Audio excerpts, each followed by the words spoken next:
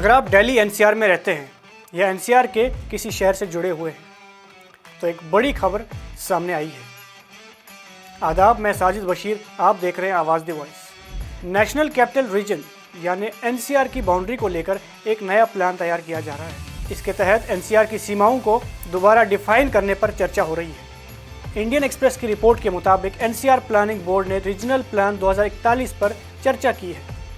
इस मीटिंग में दिल्ली, हरियाणा, उत्तर प्रदेश और राजस्थान के प्रतिनिधि शामिल हुए। प्लान के कई हिस्सों पर सहमति बन गई है, लेकिन फाइनल प्लान को जारी करने में अभी कुछ वक्त लग सकता है। सबसे बड़ा सवाल यह है कि एनसीआर की बाउंड्री आखिर बदलेगी कैसे। ड्राफ्ट प्रपोजल के मुताबिक एनसीआर को दिल्ली के राजघाट से लगभग 100 किलोमीटर के दायरे के अंदर रीडिफाइन करने का विचार रखा गया है। इसका मतलब है कि कुछ ऐसे इलाके जो अभी एनसीआर का हिस्सा हैं, फ्यूचर में एनसीआर से बाहर भी हो सकते हैं। रिपोर्ट्स के अनुसार हरियाणा ने अपने एनसीआर क्षेत्र को काफ़ी हद तक कम करने का प्रस्ताव दिया है। अगर ये लागू होता है तो पानीपत, करनाल, जिंद और महेंद्रगढ़ जैसे ज़िलों का एनसीआर स्टेटस प्रभावित हो सकता है। ये मामला सिर्फ नक्शों की लकीरों का नहीं है। एनसीआर में शामिल होने का सीधा असर इंफ्रास्ट्रक्चर फंडिंग, ट्रांसपोर्ट प्लानिंग और फ्यूचर डेवलपमेंट प्रोजेक्ट्स पर पड़ता है। एनसीआर के अंदर आने वाले इलाकों को एनसीआर प्लानिंग बोर्ड की कई योजनाओं का फ़ायदा मिलता है। इसी बीच एनसीआर के लिए एक और बड़ी योजना का भी ऐलान किया गया है।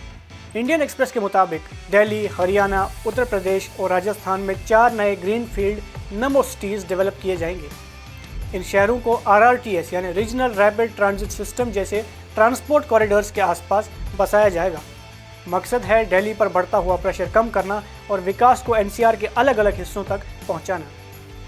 साथ ही रीजनल प्लान 2041 में 30 मिनट एनसीआर का कंसेप्ट भी रखा गया है, यानी भविष्य में एनसीआर के मुख्य शहरों के बीच सफ़र का समय सिर्फ आधा घंटा रखने की कोशिश होगी, जिसके लिए हाई स्पीड कनेक्टिविटी और रैपिड ट्रांजिट नेटवर्क्स पर जोर दिया जाएगा। फिलहाल एनसीआर की बाउंड्री पर आखिरी फैसला अभी बाकी है, लेकिन इतना तय है कि अगर नई बाउंड्री लागू होती है तो एनसीआर का नक्शा, उसकी प्लानिंग और उसका भविष्य बदल सकता है।